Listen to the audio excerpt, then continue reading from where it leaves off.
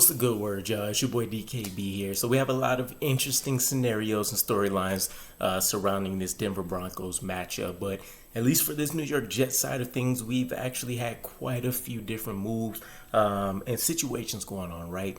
Starting with the injury report, we're going to be missing some very key players for us. Now, DJ Reed is out with a concussion.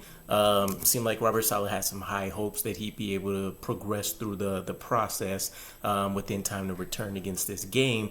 But he was still feeling symptoms, and we know concussions can lag, right?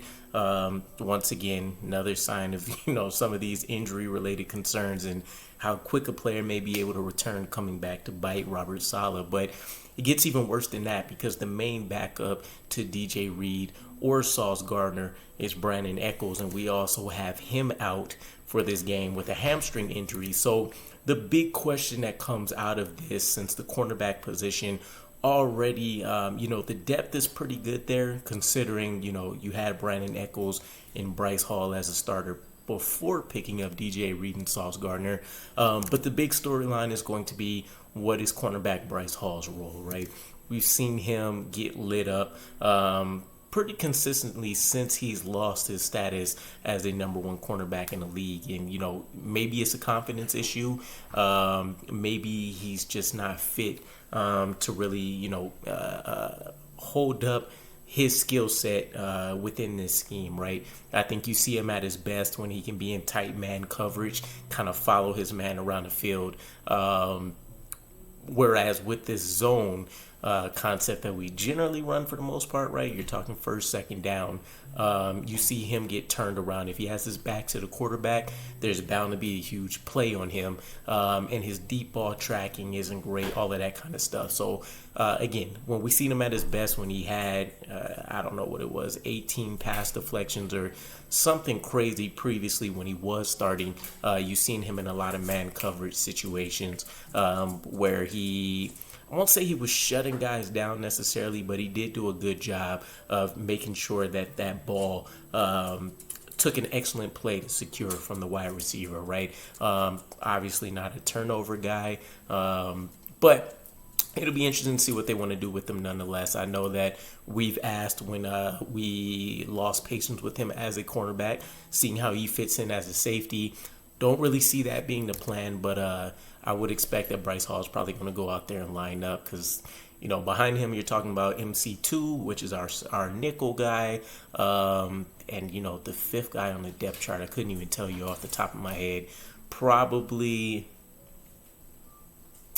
is Jared Bernard Converse technically, but he's not officially a part of the 53-man roster. But, in other huge news for players that are making a return to kind of offset some of these losses, we have the offseason star, Tony Adams. If you guys remember, he balled out, right? The coaching staff got so impressed by him that they didn't want to expose him to unnecessary injury, and we held him out of every game until that Aaron Rodgers introduction against the Giants, where we played them and we got them out pretty quick. Got to see him a little bit, of course, in week 1, and then ever since, he's been on the injury report. So I'm excited. I was a guy that thought that he could have an amazing season for us, especially with everything that I was following in minicamp, in training camp, with all of the plays he was making, not just from a turnover aspect, but being able to come downhill, stop huge plays, pick up his man, kind of play a lot of different roles when it comes to kind of sliding down into the nickel, being a free safety, playing closer to the line of scrimmage as a strong safety. So I'm looking forward to his return and seeing how that kind of again, offsets DJ Reed, but also how the cornerbacks will be able to benefit from having the more athletic, Tony Adams back there as opposed to what's been going on with Adrian Amos. Hopefully that cleans up a lot of those miscommunication miscues that we've seen creep up here and there from the last couple games. But we'll see. Some of the other exciting news, we're seeing some elevations, right? Cornerback Craig James is getting bumped up.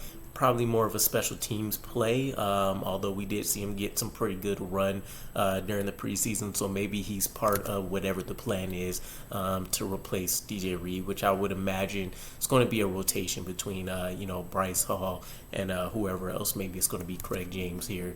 And then we also have wide receiver Irvin Charles elevated, aka the Wolf.